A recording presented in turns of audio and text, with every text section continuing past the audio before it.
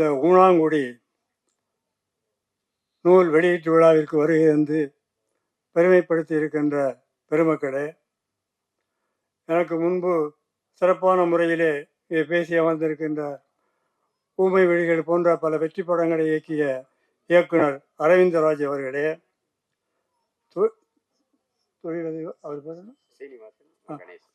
தொழிலதிபர் சீனிவாசன் அவர்களே, இமான் அண்ணாச்சி அவர்களே,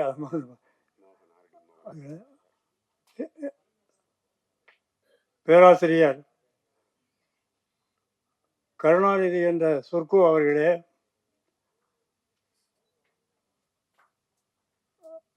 அனைவருக்கும் என்னுடைய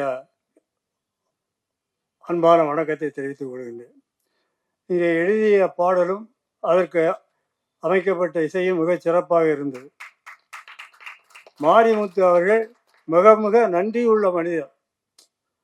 அந்த நன்றியை காட்டக்கூடிய வகையிலே தான் தனக்கு சோறு போட்டு ஆதரித்த சத்யநாராயண அவர் கூப்பிட்டு பாராட்டினார்ல, இந்த நன்றி உணர்வு தான் வேணும். அந்த நன்றி உணர்வு இன்றைக்கு அரசியலையும் இல்லை, இலக்கியத்திலையும் இல்லை. எம்ஜிஆருக்கு நன்றி உள்ளவர்களையும் உண்மை உள்ளவர்களையும் தான் அவருக்கு பிடிக்கும். அப்படிப்பட்டவர்களுக்கு தான் அவர் பொறுப்புலாம் கொடுத்தார். இங்கே கருணாநிதி பற்றி சொல்லணும். அவர் பேராசிரியர் மட்டுமல்ல, ஒரு ஆட்டோ டிரைவர். அவருக்கு பட்டப்படிப்பு படிக்க வைத்து தன்னுடைய மேற்பார்வையிலே அவரை பிஹெச்டி பட்டம் வாங்கிய ஒரு பட்டதாரியாக ஆக்கியவர். இந்தியாவிலே ஒரு ஆட்டோ டிரைவரை பிஹெச்டி பட்டம் பெற்ற பட்டதாரியாக மாற்றிய ஒரே பேராசிரியர் நம்ம இரா கருணாநிதி தான். சொர்க்கோ. இங்கே எல்லாரும் சொன்னாங்க, சினிமாவிலும் அரசியலிலும் என்னை சேர்ந்தார் போர் வளர்த்து விட்டவர் எம்ஜிஆர் தான். அவர் படத்திற்கு எழுதுவதற்கு முன்பே வேறு சில நடிகர்கள் படங்களில் எழுதியிருக்கிறேன் என்றாலும் அவர் பாடுகின்ற பாட்டுக்கு முதல் வரி எழுதிய பிறகுதான் என் முகவரியே பலருக்கு தெரிந்தது. எடுத்துக்காட்டுக்கு எதையும் ஒன்று சொல்ல வேண்டும் என்றால், இன்று போல் என்று வாழ்க என்ற ஒரு படம். அதில் அன்புக்கு நான் அடிமை, தமிழ் பண்புக்கு நான் அடிமை, நல்ல கொள்கைக்கு நான் அடிமை, தொண்டர் கூட்டத்தில் நான் அடிமைன்னு ஒரு பாட்டு. இன்னொரு பாட்டு, இது நாட்டை காக்கும் கை, உன் வீட்டை காக்கும் கை, இந்த கை நாட்டின் நம்பிக்கை, இது எதிர்கால தாயகத்தின் வாழ்க்கை. அப்படின்லாம் கைன்னு தான் வரும். நான் எம்ஜிஆர் கையை பற்றி தான் எழுதினேன். இன்னைக்கு வேறொரு கைக்கு அது பிரச்சார பாட்டு ஆகிப்போச்சு. அதனால் நான் சொல்கிறதில்ல. இருந்தாலும் 1977ஆம் ஆண்டு நடந்த பொதுத் தேர்தலுக்கு, எம்ஜிஆர் கட்சி ஆரம்பித்த 5 ஆண்டுகளில் நடந்த அந்த பொதுத் தேர்தலுக்கு இந்த 2 பாட்டையும் தான் தேர்தல் பிரச்சாரத்துக்கு பயன்படுத்தினார். இப்போது இருப்பது போல சிடி, கேசட்டு, இன்னொன்று சொல்லுவாங்க பென்ட்ரைவ், அதெல்லாம் இல்லாத காலம். எந்த பாட்டாக இருந்தாலும், சினிமா பாட்டாக இருந்தாலும், பக்தி பாட்டாக இருந்தாலும், கட்சி பாட்டாக இருந்தாலும் எல்லாம் டேப்பில் ஏற்றி கல்கத்தாவுக்கு அனுப்பி அங்கிருந்து இசைத்தட்டாக இங்கே வெளிவந்த ஒருபாடு தான் வானொலியில் ஒளிபரப்புவார்கள், பொதுக்கூட்ட மேடையில் ஒளிபரப்பப்படும். அதற்கான வசதி இங்கே இல்லை. அதனால் ஒரே வாரத்தில் கல்கத்தாவுக்கு அனுப்பி இசைத்தட்டாக வெளிவரச்சது பிரச்சாரத்துக்கு பயன்படுத்தினார். ஜெயித்து ஆட்சிக்கு வந்தோம். ஆட்சிக்கு வந்ததும் அமெரிக்காவில் இருக்கக்கூடிய வாஷிங்டன் போஸ்ட்டுங்கிற பத்திரிகை இந்த 2 பாடல்களையும் குறிப்பிட்டு என் பெயரையும் குறிப்பிட்டு, இதை போன்ற சிறந்த கருத்துள்ள கவிஞர்கள் எழுதிய பாடல்களை பாடி மக்களை கவர்ந்து எம்ஜிஆர் ஆட்சிக்கு வந்தார் என்று எழுதியிருந்தது. அது டைரக்டர் கே சங்கர் தான் கொடுத்து படிக்க சொன்னார். படிப்பதற்கு எங்களுக்கு மகிழ்ச்சியாக இருந்தாலும் இதை போன்ற பாடல்களை பாடி நடித்தால் மட்டும் அவர் ஆட்சிக்கு வரவில்லை. ஏழை எளியவர்களுக்கு செய்த உதவிகள், மக்களுக்கு அவர் செய்த நன்மைகள், எல்லாவற்றிற்கும் மேலாக தாய்மார்களும் பொதுமக்களும் அவர் மீது வைத்திருந்த நம்பிக்கை, அதெல்லாம் சேர்த்து அவர் ஆட்சிக்கு வந்ததை தவிர இது மாதிரி பாடல்களை பாடி நடித்ததால் மட்டுமல்ல. ஏன் சிவாஜி படத்தில் நல்ல பாட்டுலாம் இல்லையா? அவர் படத்துக்கு நானே ஒரு 8-9 படத்துக்கு எழுதியிருக்கிறேன். அவரே ஒரு கட்சி ஆரம்பித்தார். ஒரு தொகுதியை கூட ஆராய ஜெயிக்க முடியலையே. சினிமா பிரபலம் என்பது வேறு, அரசியலில் வெற்றி வருவது என்பது வேறு. இன்றைக்கு அவர் ஜெயித்து வந்திருக்கிறார்னா விஜய் அது அதிர்ஷ்டம்னு தான் சொல்லலாம். வேற எதுவும் சொல்றதுக்கு ஒன்றும் தெரியலை. யாருமே எதிர்பார்க்காத வச்சு அவரே எதிர்பார்த்துருக்க மாட்டார்.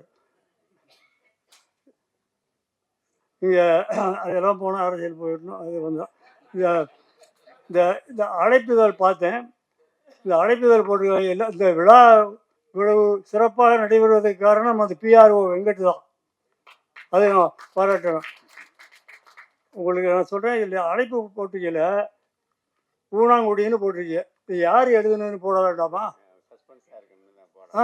நீங்கள் தான் வேண்டாம் இல்லையா?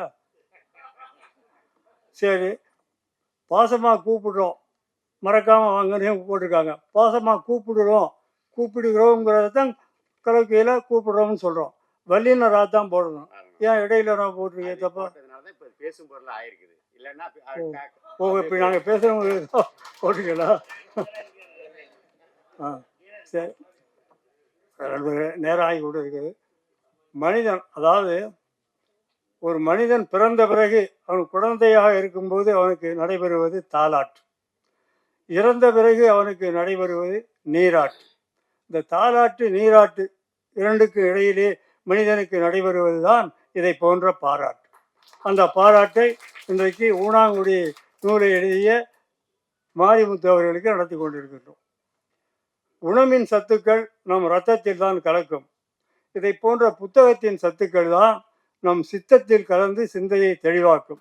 அப்படி சித்தத்தில் கலந்து சிந்தையை தெளிவாக்கக்கூடிய கருத்து சத்துக்களை முத்துக்களாகவும் வித்துக்களாகவும் இந்த புத்தகத்தில் அவர் விதைத்து சென்றிருக்கிறார்.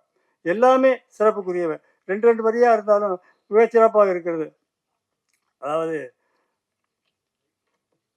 செதுக்கும் போது வலி தாங்கும் பாறைதான் சிலையான பின்பு வணங்கப்படுகிறது. செதுக்கும் போது வலி தாங்கும் பாறைதான் சிலையான பின்பு வணங்கப்படுகிறது. யோசிக்காமல் எதையும் செய்ய வேண்டாம். யோசித்து யோசித்து காலத்தை கடத்தவும் வேண்டாம். உன்னுடைய வலிமையை அறிந்து இறைவன் உன் மீது பாரத்தை சுமத்துவதில்லை.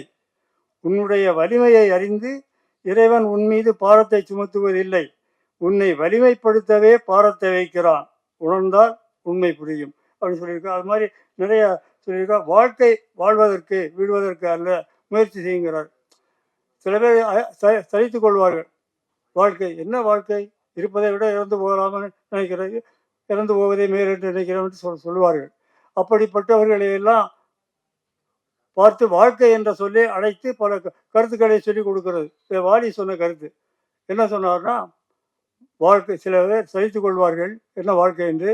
அப்படிப்பட்டவர்களையெல்லாம் வாழ்க்கை என்ற சொல்லில் உள்ள முதல் எழுத்து அழைக்கிறது. முதல் எழுத்துன்னா வா வா, அடுத்த எழுத்து இழ், வாழ். வாழ்வதற்குத்தான் வாழ்க்கை, நீ சலித்து கொள்வதற்கு அல்ல. சரி, வாழ்கின்றோம். வாழ வேண்டுமென்றால் பொருள் வேண்டுமே. பொருள் இல்லாமல் எப்படி வாழ்வது? ஆமாம், பொருள் இல்லாமல் எப்படி வாழ முடியும்? உன் கையை கொண்டு உழைத்து பொருள் தேடு. உன் கை அடுத்தவன் உழைப்பில் இல்லை, உன் கையை கொண்டு உழைத்து பொருள் தேடு. அந்த கருத்தை வலியுறுத்துகின்ற எழுத்து தான் வாழ்க்கை என்ற சொல்லில் உள்ள கடைசி எழுத்து கை. உன் கையை கொண்டு உழை. சரி, கையை கொண்டு உழைத்தால் பொருள் ஈட்டலாம், பணக்காரன் என்று பெயர் வரலாம், நல்லவன் நாணயமானவன் என்று பாராட்ட வேண்டும் என்றால் என்ன செய்யணும்? கொடுத்த வாக்கை காப்பாற்ற வேண்டும். ஒருவனுக்கு அதை செய்யணும்னு சொன்னால் கொடுத்த வாக்கை காப்பாற்ற வேண்டும். அந்த கருத்தை வலியுறுத்துகின்ற எழுத்து தான் வாழ்க்கை என்ற சொல்லில் உள்ள முதல் எழுத்தும் மூன்றாவது எழுத்தும் நான்காவது எழுத்தும். வாழ்க்கையில் வாவன்னா இல்லை எடுத்துட்டு பாருங்க, இக்கு கை வாக்கை. அப்படி கொடுத்த வாக்கை நிறைவேற்றினால் அவனுக்கு என்ன கிடைக்கும்? அவனுக்கு தான் வாழ்க்கையில் வெற்றி கிடைக்கும். அதைத்தான் வாழ்க்கை என்ற சொல்லில் முதல் எழுத்து கடைசி எழுத்தும் காட்டுகிறது. முதல் எழுத்துன்னா வா, கடைசி எழுத்து கை, சேர்த்தால் வாகை. வாகைன்னா வெற்றி. வெற்றி பெறுவதற்கான வழியை வாழ்க்கை என்ற சொல்லி நமக்கு சொல்லிக் கொடுக்கிறது. பல பேர் அதை சிந்தித்து பார்ப்பதில்லை. அப்படி அண்ணன் வாலி அவர்கள் ஒரு முறை சொன்னார்கள். அதைத்தான் நானும் இப்போ சொல்ல விரும்புகிறேன். எல்லாம் ரெண்டு வரி ரொம்ப சிறப்பாக இருக்கு. எல்லாமே தங்கம், நான் எழுதியிருக்கிறேன். எல்லாமே தங்கங்கள், எல்லாமே வைரங்கள், எல்லாமே மாணிக்கங்கள், எல்லாமே மரகதங்கள். இதில் எதை எடுப்பது எதை விடுப்பது, அவ்வளோ சிறப்புக்குரியது. தத்துவங்கள்னு சொல்லியிருக்கிறாருல, உண்மை தத்துவங்கள். உண்மையிலே உண்மை தத்துவங்கள் தான் எவ்வளவு. ரெண்டு வரியில் சொல்லியிருக்கிறார். அதாவது 1984ஆம் ஆண்டு நான் சட்டமன்ற மேலவை உறுப்பினராக இருந்தபோது சிலம்பு செல்வர் மாபோசி அறையில் இருந்து பேசிக்கிட்டு இருந்தார் கூட. அப்போ அவர் கட்சியைச் சேர்ந்த கூசா கிருஷ்ணமூர்த்தி என்ற கவிஞர் அவரை பார்க்க வந்தார்.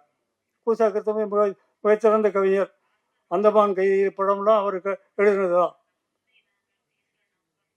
சக்கரவர்த்தி திருமகளில் சொல்லாலே விளக்கு தெரியலே, அதை சொல்லாமலும் இருக்க முடியல, இந்த பாட்டெலாம் எழுதியவர் அவர். ரத்த கண்ணீர் படத்தில் வருவேன். குற்றம் புரிந்தவன் வாழ்க்கையில் நிம்மதி கொள்வதென்பதேது, அதெல்லாம் அவர் எழுதின பாட்டு. பல பேர் தப்பாக சொல்லிக்கிட்டு இருக்காங்க. உடுமலை நாராயணன், கூசா கிருஷ்ணமூர்த்தி. அப்போ அவர்கிட்ட கேட்டார் மாபோசி, ஐம்பூதத்தையும் ஐம்புலனையும் இணைத்து 2 வரியில ஒரு கவிதை சொல்ல முடியுமான்னு கேட்டார். ஐம்பூதத்தையும் ஐம்புலனையும் இணைத்து. உடனே சொன்னார், ஐம்பூத கூட்டம்தான் உலகச் சேர்க்கை. நிலம், நீர், காற்று, வாருந்தன. ஐம்பூத கூட்டம்தான் உலகச் சேர்க்கை.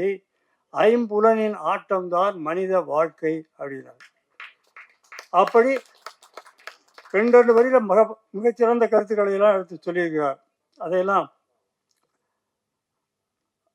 சொல்ல நேரம் எல்லாருக்கும் முடியாது. அதாவது எம்ஜிஆர் ஒன்று சொல்லுவார். அவர் படத்துக்கு பாட்டு எழுதி இருக்கும்போது ஒரு முறை சொன்னார். அவர் சினிமா நடிகராக நாடக நடிகராக இருக்கும்போது 10 ரூபாய் சம்பளம் கிடைத்தால் 2 ரூபா தர்மத்திற்கு ஒதுக்கி வைத்து விடுவாராம். சினிமாவில் துணை நடிகராக நடித்த போது 100 ரூபாய் சம்பளம் கிடைத்தால் அதை 10 ரூபா தர்மத்திற்கு ஒதுக்கி வைத்து விடுவாராம். மந்திரிகுமாரி படத்தில் நடிக்கும் போது அவருக்கு மாத சம்பளம் 1000 ரூபா தானாம். அந்த படத்துக்கு மொத்தம் பேசிய சம்பளமே 10,000 ரூபா தான். அதில் மாதம் 1000 ரூபா கொடுப்பார்களாம். அந்த 1000 ரூபாயில் 100 ரூபாய் தர்மத்திற்கு ஒதுக்கி வைத்து விடுவாராம். அதே போல் நீங்கள் பெரியவர்களானதும் வசதி வாய்ப்புகள் இருந்ததும் உங்களால் ஆன முடிந்த உதவிகளை மற்றவர்களை செய்யுங்கள்னு சொல்லுவார். அவர் சொன்னதற்கேற்ப என்னால் ஆன முடிந்த உதவிகளை மற்றவர்களை செய்து கொண்டு வருகிறேன். அதுதான் எம்ஜிஆருக்கு நான் காட்டக்கூடிய நன்றி. இப்போ அதை கூட சொன்னீங்கல்ல, யாரை சொன்னாங்களே, யார் பேசுறது? யார்? நீங்கள் தான் சொல்லு. அது மாதிரி அவருடைய கடைசி படம் இதுதான் பதில்னு ஒரு படம் எடுப்பதாக இருந்தது. மத்திய ஆட்சி கடைசிச்சு 1980. அப்போ ஒரு படம் எடுப்பதாக இருந்தது. அப்போ நான் தான் பாட்டு, MS விஸ்வநாதன் இசை. சொல்ல மறந்துட்டேன். 1600 பாட்டு எழுதியிருக்கேன்ல, அதில் MS விஸ்வநாதன் இசையில் மட்டும் 46 படத்துக்கு எழுதியிருக்கேன். சங்கர் கணேஷ் இசையில் 35 படத்துக்கு எழுதியிருக்கேன். கங்கை அமரன் இசையில் 22 படத்துக்கு எழுதியிருக்கிறேன். தேவா இசையில் 20 படத்துக்கு எழுதியிருக்கிறேன். KV மகாதேவன் இசையில் 14 படத்துக்கு எழுதியிருக்கிறேன். அது மாதிரி லட்சுமிகாந்த், பேரலால், மனோஜ்கான், இப்படி 90 இசையமைப்பாளர்களை எழுதியிருக்கிறேன். எல்லாம் அதில் 250 பாடல்கள் ஹிட்டான பாடல்கள். கடைசியாக இப்போ நம்ம SP பாலசுப்ரமணியம் இறக்கும்போது நான் எழுதின பாடம் தான் எல்லா வானொலி எல்லாத்தையும் ஒளிபரப்புனாங்க. உதயகீதம் படத்தில் சங்கீத மேகம் தேன் சிந்தும் நேரம் ஆகாயம் பூக்கள் காலம் அப்படின்ட்டு. அது நான் எதுக்கு சொல்ல வந்தேன்னா, எம்ஜிஆர் அந்த இதுதான் பதில்னு ஒரு படம். அப்போ ஆட்சியை கழிச்சிட்டாங்க. கலைஞருடைய தூண்டுதலால் மத்திய அரசு கழிச்சிச்சு. சத்யா ஸ்டுடியோவில் கம்போசிங் டியூன் போட்டார். சிச்சுவேஷன் சொன்னார், டியூன் போட்டார். டியூன் போடும்போது பல்லவி எழுதிட்டேன். வண்ண பூஞ்சோரி வாழ்க்கை பொன்மையிலே படமோடு நீ வாழலாம்ட்டு. உடனே சரி இன்னொரு டியூன் போடுங்க, அவ்வளோ நல்லா இல்லை, வேறு போடுங்கன்னு சொன்னார். உடனே போட ஆரம்பித்தார். அதுக்குள்ளே எம்ஜிஆர் என்கிட்ட கேட்டார், வாழ்க்கை என்றால் எப்படி இருக்கணும்னு கேட்டார். வாழ்க்கை என்றால் எப்படி இருக்கணும்னா, சான்றோர்கள் சொன்ன நெறிப்படி இருக்கணும் அப்படின்னு. சான்றோர்கள் சொன்ன நெறினா அன்பு நெறி, பண்பு நெறி, ஒழுக்க நெறி அப்படின்னு. என்னையா சின்ன பள்ளிய வாத்தியார்கிட்ட சொல்கிறது மாதிரி சொல்லிக்கிட்டு இருக்க, ஏதாவது கவிதைத்துவமாக 2 வரியில் மனதில் பதிகிறது மாதிரி சொல்லுவாயின்னு கேட்டால், என்ன பள்ளிக்கூடத்து பயிர்கள் சொல்கிறது மாதிரி சொல்கிறேன் அப்படின்ட்டு சுற்றிலும் பார்த்தார். யார் யார் இருந்தாங்கன்னா, director Neelakantan, director K. Shankar, Thaalampoo பட டைரக்டர் NS ராமதாஸ், பத்திரிகையாளர் சோலை, இவங்களாம் இருந்தாங்க. அப்போ அவங்கள ஒரு பார்வை பார்த்துட்டு நீங்களும் தெரிஞ்சுக்கணுன்ட்டு அவர் சொன்னார், வாழ்க்கை எப்படி இருக்கணும்னா, இருக்கும் வரையிலும் யாரும் நம்மை வெறுக்கக்கூடாது. இருக்கும் வரையிலும் யாரும் நம்மை வெறுக்கக்கூடாது. இறந்த பிறகு யாரும் நம்மை மறக்கக்கூடாது. அப்படி வாழ்வதற்கு பெயர்தான் வாழ்க்கையினார். அப்படி வாழ்ந்தவர் தான் அவர். அதை போல மறக்க முடியாத பல கவிதைகளை எழுதி நீங்களும் மக்கள் மத்தியிலே வாழ வேண்டும் என்று மாரிமுத்து அவர்களை வாழ்த்துகிறேன். நான் பேச வந்தது வேறு, தமிழை பற்றியும் கவிதை பற்றியும். அதை விட்டு நேரம் ஆயிடுச்சுங்கிறதுனால 7:30 மணிக்கு ஆரம்பிக்கிறது விழா. விட்டுட்டு இதை வச்சுக்கிட்டு ஏதாவது சொல்லணுன்றதை இதை பற்றி பேசுகிறேன். அப்படிப்பட்ட விழாவுக்கு வருகை சிறப்பித்த நீங்கள் அனைவரும் 100 ஆண்டு காலம் நோய் நொடி இல்லாமல் நலமோடும் வளமோடும் வலிவோடும் பொலிவோடும் வாழ்வாங்க வாழ வேண்டும் என்று உங்களை வாழ்த்துகிறேன். மேடையில் அமர்ந்திருக்கின்ற இமான் அண்ணாச்சி, அரவிந்தராஜ் ஐயா, அவருக்கு சோறு போட்டு வரை காப்பாற்றிய, ஆரம்ப காலத்தில் தொழிலையும் கற்றுக் கொடுத்து காப்பாற்றிய ஐயா அவர்களையும் வாழ்த்துகிறேன். இருக்கின்ற எல்லா கருணாநிதி, மேடையில் அமர்ந்திருக்கின்ற அனைவரையும் வாழ்த்துகிறேன். உங்களை வாழ்த்துகின்ற நேரத்தில் நானும் வாழ்க என்று என்னை நானே வாழ்த்திக் கொள்கிறேன். வணக்கம். எனக்கு தொழில் கற்றுக் கொடுத்து இன்னைக்கு நான் சாப்பிட்றதுக்கு வழிகாட்டியா இருந்த அண்ணன் சத்யநாராயணன் அண்ணன் வாங்க. இந்த மாரிமுத்துன்றது நான் பார்த்து வளர்ந்த பையன். அவ்வளவுதான். அவங்களுக்குள்ள இவ்வளவு திறமை வந்திருக்கிறதுக்கு காரணம் அவனோட நல்ல உள்ளங்கள். அவன் யார்கிட்ட சேர்ந்தாலும் அவனை சுத்தி ஒரு வட்டம் வந்துடும். அது எப்படின்றது தெரியாது. சர்வே ஜன சுக்கினோ பவது. அடுத்து சென்னையில் வந்து பசியோடு இருந்த காலங்களில் பசி ஆத்திய தாய்னு சொல்ல முடியாது, என் அன்பு அக்கா. அவங்க கேரளாவை சார்ந்தவங்க. இங்கே சென்னையில் நான் வந்த காலத்தில் எப்போல்லாம் பசிக்குதோ நேராக வீட்டுக்கு போவேன். அக்கா சோறு போடுங்க. இப்போ கூட பத்திரிக்கை வைக்க போகும்போது அக்கா வீட்டில் தான் சாப்பிடணும்னு சொல்லிட்டு 3 மணி ஆயிடுச்சு. அவன் அண்ணன் வீட்டுக்கு போனேன், சாப்பிட்றான். நாங்கள் இல்லை, நான் அக்கா வீட்டில் தான் போய் சாப்பிடணும். நேராக போனேன். ஏன்னாடா திடீர்னு வந்திருக்கேன். நாங்கள் எனக்கு தேவை என்ன, சாதம், கொஞ்சம் மோர், இல்லைன்னா தண்ணி ஊற்றி மோர் மிளகா கொடுங்க, வேற எதுவும் தேவையில்லைண்ணே. அப்புறம் இருந்த சாதத்தை போட்டு கொஞ்சம் சாம்பார் ஊற்றுனாங்க. அப்புறம் மோர் ஊற்றி சாப்பிட்டுட்டு வந்துட்டேன்.